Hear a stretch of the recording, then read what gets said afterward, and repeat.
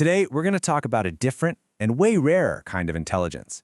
And no, it's not about being a human calculator or a walking encyclopedia. It's about something way more fundamental, mastering the one tool you use for everything, your own mind. All right, let's just jump right in. For the longest time, we've had this pretty rigid, one-size-fits-all idea of what it means to be smart, right? But that whole definition is being turned on its head. So, let me ask you a simple question. When you hear the word intelligent, what's the first thing that pops into your head? What does that person look like? Or what can they do? I'm willing to bet you're picturing someone who's a math whiz, or who can remember every single obscure fact, or maybe that person who just crushes every single debate they're in. And hey, you're not wrong. But that's only one piece of a much, much bigger puzzle. But just think about this for a second. What if the rarest, and maybe the most powerful, form of intelligence isn't about how much stuff you can cram into your brain? What if it's all about how you manage that information, how you direct it? And that leads us to this really cool concept called Metacognitive IQ. And trust me, this is where things get fascinating. Okay, so what in the world is it? Put really simply, metacognition is the ability to think about your thinking. It's like you can take a step back and watch your own mind at work. So while most people are just, well, thinking, someone with a high metacognitive IQ is also running the second, parallel program, one that's constantly quality checking the first one. It's looking for biases, questioning assumptions, and tweaking strategies on the fly. It's so rare because it's like having a full-time supervisor for your own brain.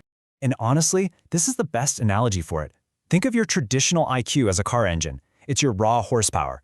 But metacognitive IQ, that makes you the master driver. You can have a V12 engine, the most powerful one in the world, but if you don't know how to handle it, you're just going to spin out on the first turn. The driver is what makes all the difference.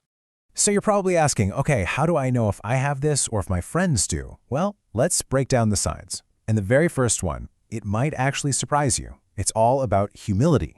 This is all about being genuinely, truly comfortable with three little words. I don't know. It's this active, ongoing understanding that you don't have all the answers. See, for people with high metacognitive intelligence, their opinions aren't part of their identity. They're just tools. And if a tool isn't working, you replace it. Simple as that. And this is just such a massive mindset shift. So many of us spend our energy trying to look smart, right? We fake it till we make it. But someone with metacognitive intelligence doesn't play that game. They're willing to admit what they don't know so they can actually learn it. Their goal is to be accurate, not to protect their ego. They'd rather find the truth than just win the argument. Okay, so that humility is the foundation. And building right on top of it are the next two signs. And these are all about what's happening on the inside. Your ability to hit the pause button and analyze your thoughts and feelings as they're happening. Yeah, and these two things go hand in hand. First, you pause before you talk. And in that pause, you analyze what you're actually feeling. They might seem like tiny habits, but they are giant billboards for a mind that's watching itself work. Have you ever been talking to someone who's just incredibly sharp? And when you ask them a really tough question, they just stop for a second? That silence isn't them being slow or unsure. Oh no. That's the sound of precision. In that tiny moment, they're running a deep cognitive scan, checking the context, thinking about the consequences, and finding the absolute best, most thoughtful answer, not just the fastest one. And it's exactly the same thing with emotions. This is not about being a robot and suppressing your feelings. It's about understanding them. You still feel everything, sometimes even more deeply, but you don't just react. You ask yourself, why? Why am I getting defensive about this? What's really going on here? This lets you stay clear-headed when the pressure is on, which is an absolute superpower, because our brains are hardwired to just react. Now for our last two signs. And these are all about how that inner mastery actually shows up in the real world, in the way you communicate with people, and how you handle your own beliefs. You know, there's this myth that sounding smart means using big, complicated jargon. That's totally backward. The real sign of deep intelligence is being able to take a huge, messy, complex subject and boil it down to its simple, elegant core, without losing what makes it important. It shows you haven't just memorized the information, you truly understand it. And for the final sign, wow, this quote just says it all. It's about cognitive flexibility.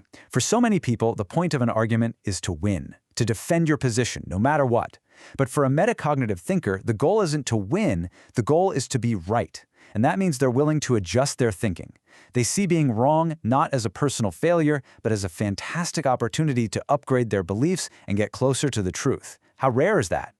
So, when you pull all 5 of these signs together, the humility, the precision, the emotional analysis, the simplicity, and the flexibility, you get a picture of someone who isn't just smart in the traditional sense, you get a picture of someone who is the true master of their own mind. This isn't just an intelligence you have, it's one you actively practice. So here's the real takeaway. Your traditional IQ, that's what helps you navigate the world out there. But your metacognitive IQ, that helps you navigate the most complicated and important territory there is, yourself. One helps you solve problems, the other helps you understand the problem solver. And that leaves us with one final thought, a question for you to really sit with. Ask yourself honestly, do you make a habit of questioning your own thinking? Or do you find yourself defending a belief simply because, well, it's your belief? The answer to that question doesn't just define how smart you are today. It defines how much smarter you have the potential to become tomorrow.